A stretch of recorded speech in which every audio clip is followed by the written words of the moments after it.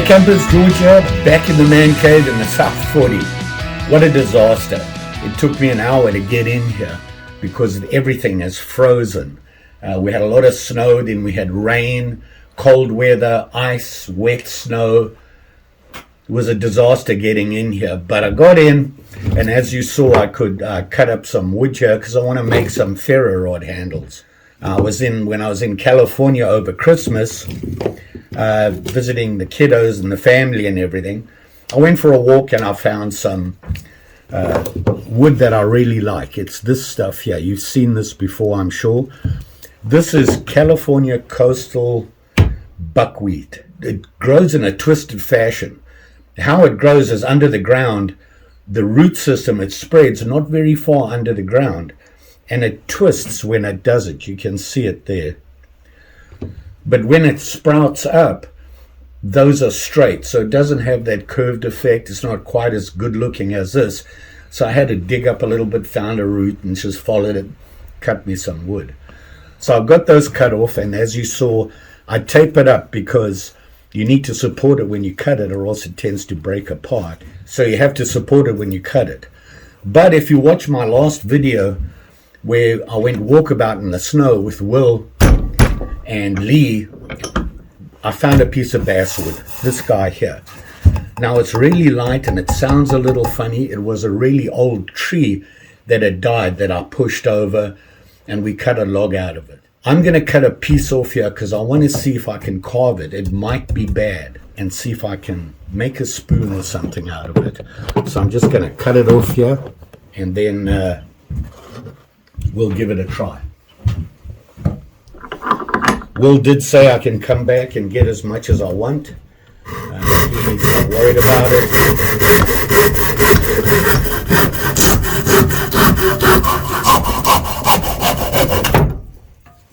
And here's what I'm talking about. If you look at it, it looks a little fluffy. So we'll have to check it out and see. Either way, it'll be good practice. I need to make a bowl. I want to make a bowl, so if I can find a bigger piece, I want to make a bowl out of it and a mortar out of some harder wood. But this I want to practice, and I want to try carving it.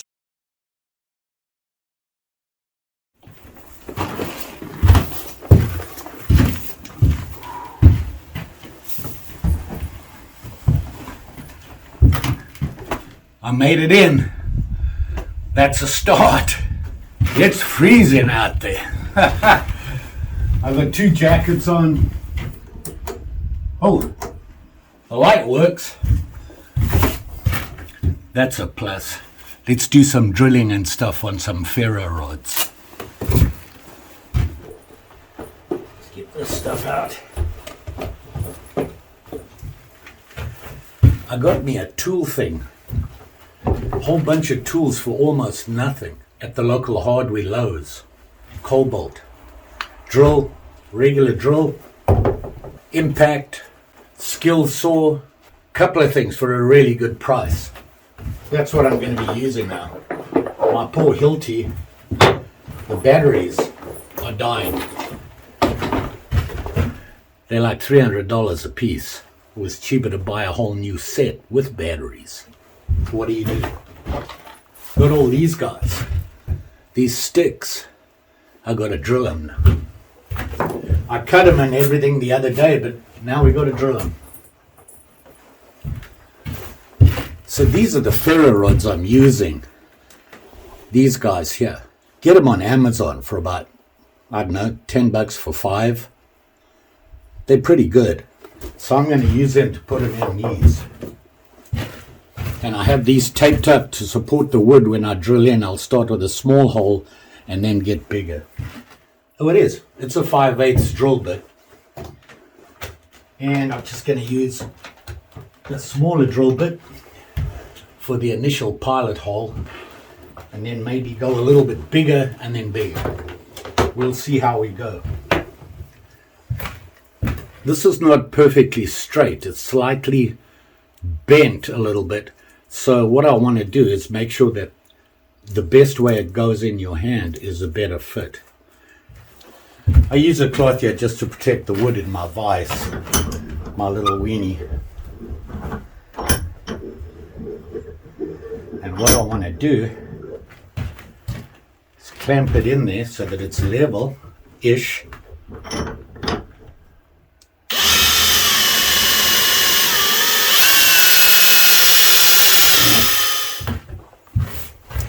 I have the ratchet on here set kind of low because I don't want it to catch on there. It'll break the wood. So if it does get stuck, hopefully the ratchet will stop. Let's get the level. Oh. Easy.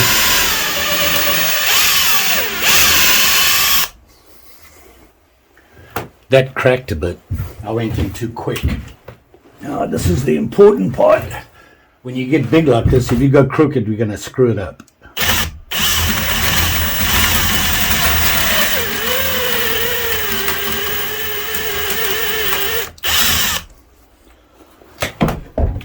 I think I might have broken it. I did. It went down. See that? Well, problem's right there. Yeah. See the problem? It broke it off. Huh.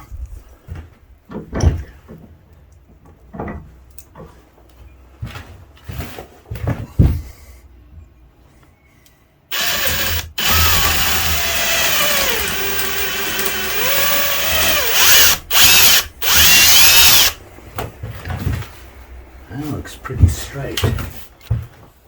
I think this drill bit and this wood, it's just too big.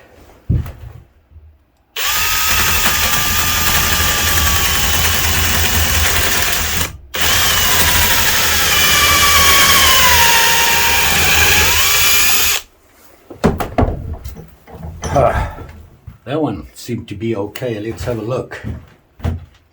Not quite center. The drill seems to be walking in the wood. I have to go slower. Go slower.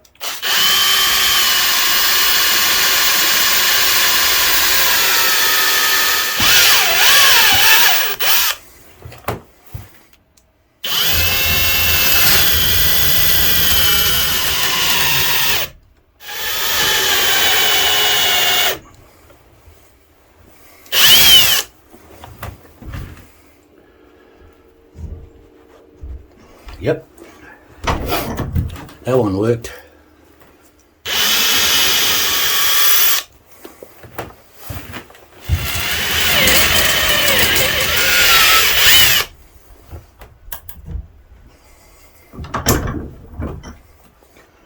Well, that one fit.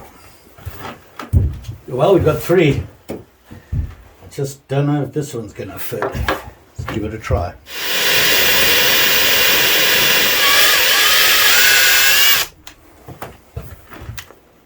The ideal way I should be doing is I should put some tape on here to mark the depth that I want so that my depth is consistent. Right now, I just want to see if we can do this.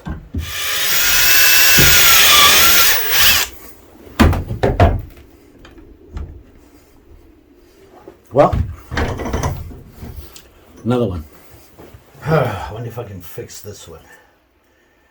I'm going to try from this end and cut this off. Maybe we can save it.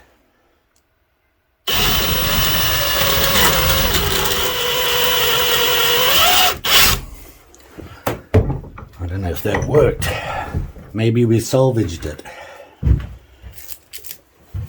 using a coping saw.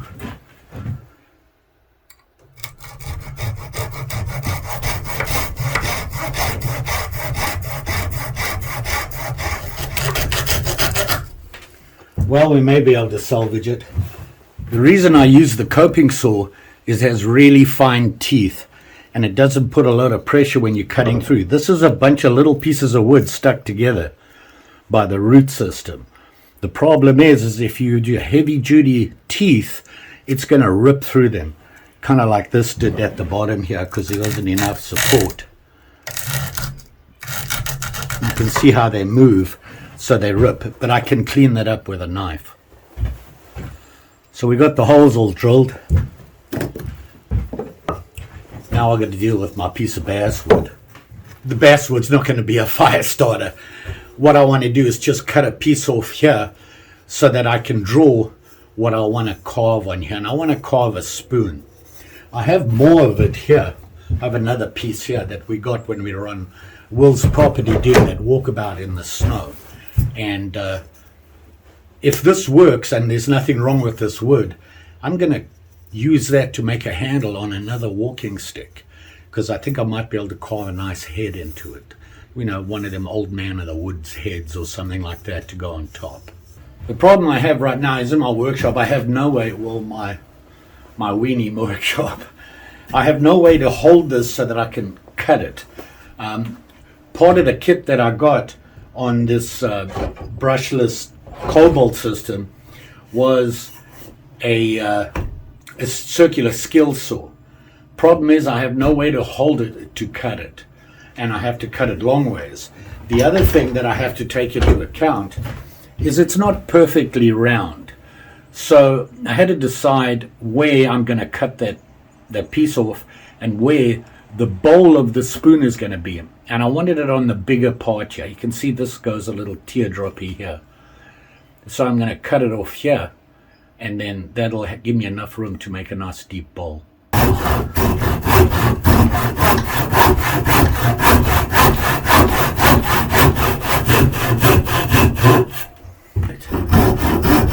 how close we are.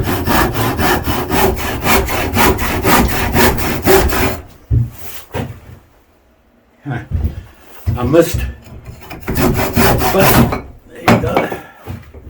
So now the idea is I can draw my spoon here on this flat surface, and this is the area where the bowl is. That gives me enough depth, I hope. My first kind of real life-size spoon. I actually want to make it kind of deep, a deep spoon. We'll see what happens. I got to clean up the workshop, get back inside, because I can tell you my hands are frozen.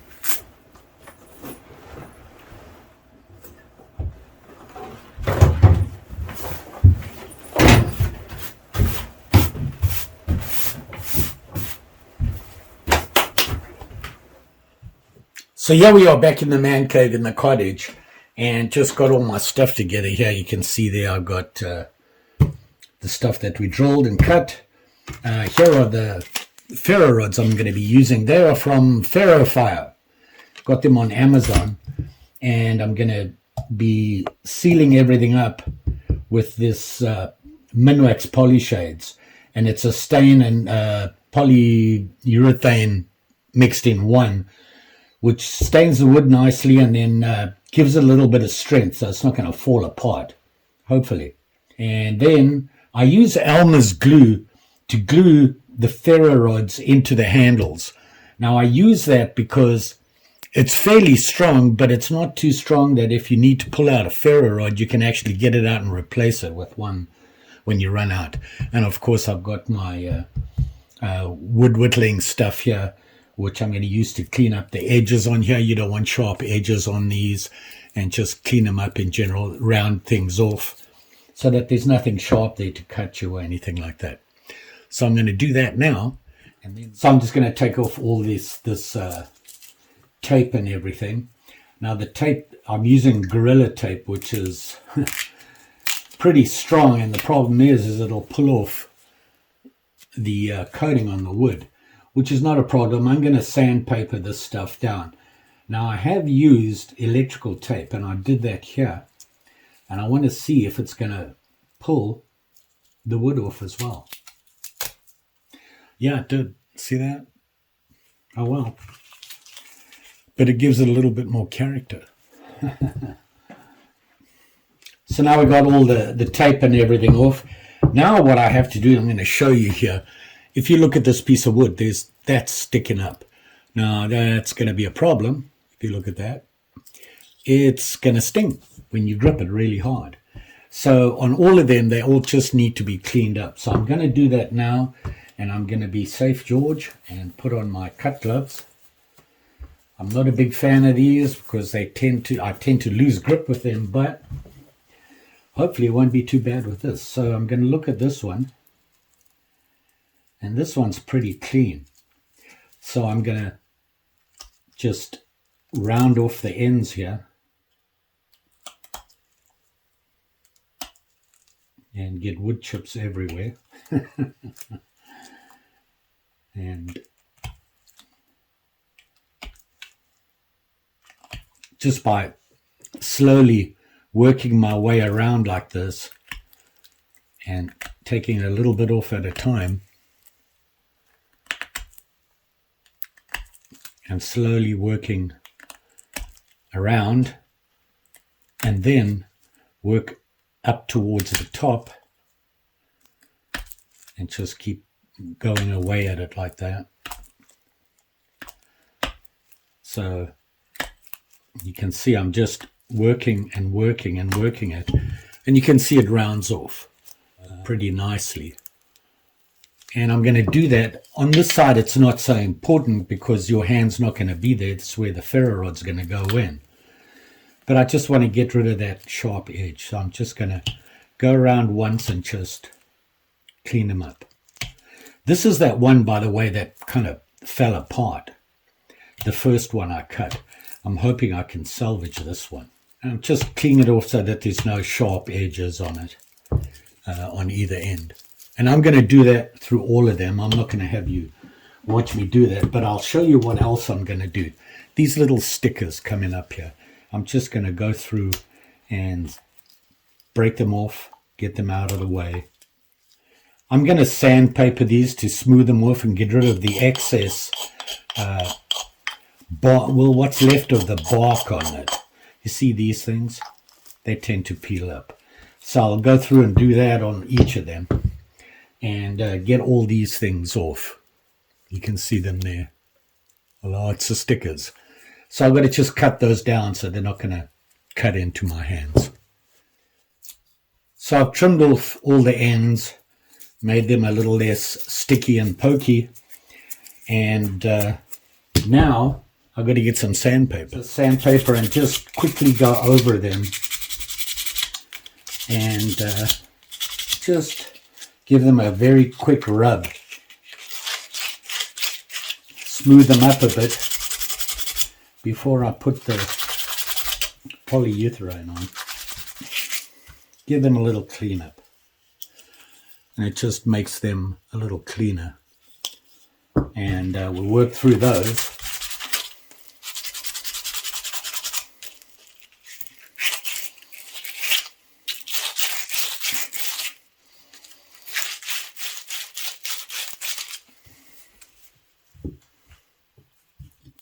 So I think what I'm going to do is a couple of these are starting to split apart. So I think what I'm going to do is I'm going to glue the ferro rods in and fill these gaps and hold them together until they glue together, because this is clear. Then go in and put in the polyurethane. So I'm going to do that first. So let's get that on there. Ferro rods, yeah, they come in packs and they're from Ferro Fire. They're pretty good, actually. I kind of like them. They're 3/8 4-inch ferro rods. So that's what we're going to use. That'll hold them together when I tape them up. And then I just put a little bit on the ferro rod. Push it in there.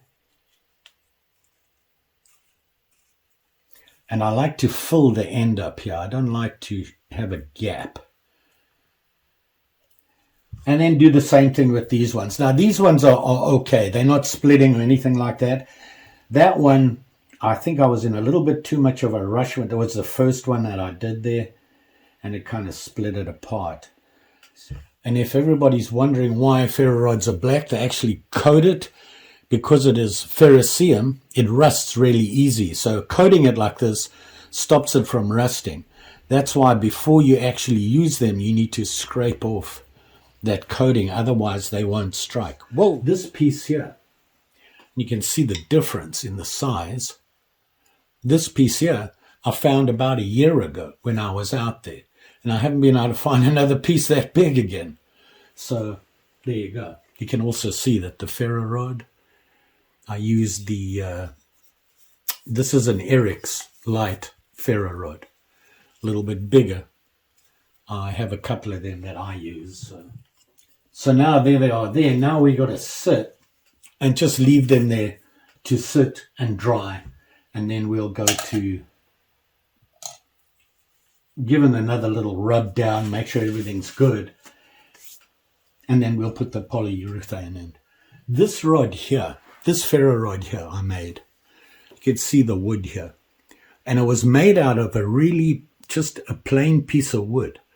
And all I did was I was just whittled it into a shape.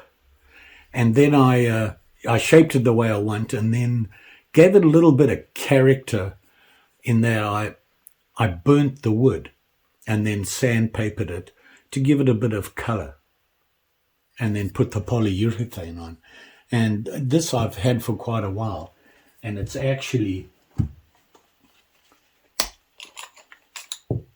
and originally went with this guy in my double pouch here. Sits in there together with it.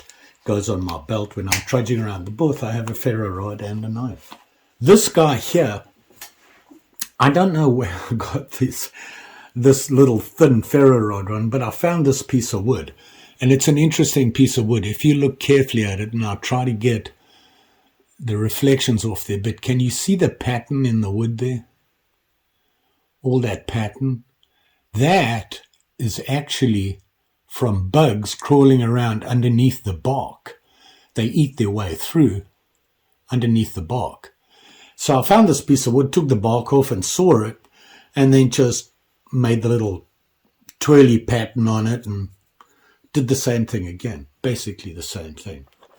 So really, any piece of wood you find lying around, you can just grab it and whittle away and make yourself a ferro rod. If it's big enough, you can find. Now, ferro rods come in all different sizes. I mean, 3 different sizes right there.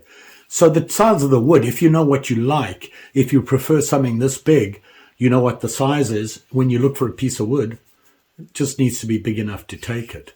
This was a little bit bigger.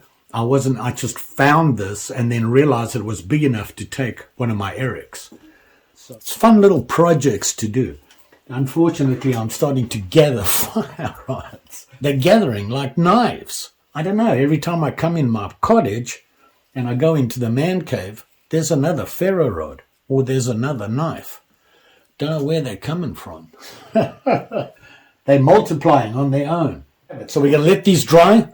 When that's done, we'll put on the polyurethane and all that good stuff. Probably tomorrow. I want this Elmas to really be dry before I put the polyurethane on. Morning campers, day 3. Now I just need to clean them up. You can see that some of the glue needs to be cleaned up. And then once I have that off, put this on.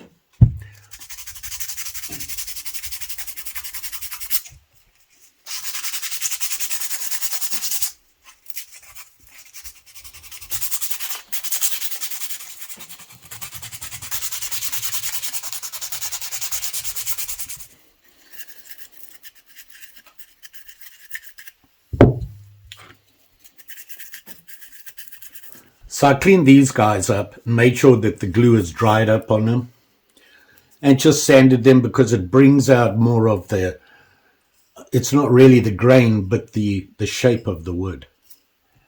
So we have a problem. My polyurethane, I didn't close it properly apparently, and now it's no good. I'm going to see what else I have. So I found this. This is polyacrylic. It's a clear crystal top coat. I use this on my walking sticks, and it really puts a hard coat on there. So I think probably this is better anyway. Plus it doesn't have a stain. What you're going to see is the natural wood. This had a bit of a stain in it, and it's classic oak, which probably wasn't a good idea in the beginning. So I gave it a good shake up, and now I'm just going to put it on. And I'm going to be pretty liberal with it. The problem is that you can't be too liberal because it runs. So you'll end up having to put a couple of coats on, which I'm okay with. The more coats, the merrier. You want to make sure that you get in between these because that's going to help strengthen the handles.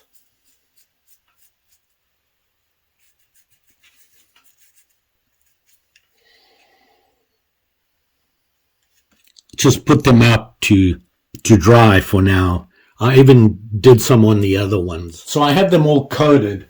I'm probably going to put about 3 coats on these. The reason is that I like to sandpaper them with really fine sandpaper, probably 320 or even finer than that. It really strengthens the wood here.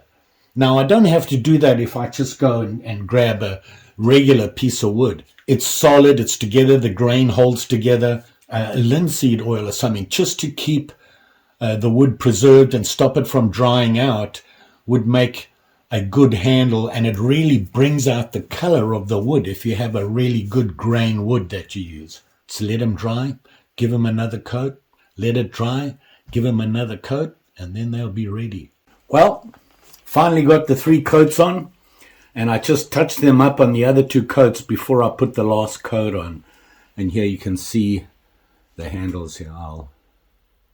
This one actually turned out better than I thought it would. It's a nice piece of wood actually, which is the bigger one, the bigger handle, and you can see here the one with that pattern on the wood. I'm going to look for more of that. There's a lot of that around, and you can get some bigger pieces. And the pattern's really obvious. And I won't cut it up. I'll leave the pattern on there. This is my big one with my Eric's fire steel in it. And I just put another coat on there. I now have way too many ferro rods. What am I going to do with them? I'll find places for them. I like to make them. It's a good little project. Keeps me busy. Keeps me out of trouble. It's a little hard in winter to go down to the shed and work in the shed because it's really cold. Today it got down to 0. So there you go. Fire steel. Make your own. Custom, handmade. Like I said, I got the ferro rods on Amazon. And the wood, well, just go for a walk. Keep your eyes open and you might find yourself a nice piece of wood. Just saying. Don't forget now. Like, share, subscribe. You know the story. Get out of here. Pretty sure I'll be back with something else. I'm going to play a little bit more with some wood. I've got to work on this guy and come up with the spoons. That's another project for me, and I'm hoping this wood is going to be okay and it'll work. We'll soon find out. You all be safe out there, especially with them sharp and shinies. Thanks for watching. Bye.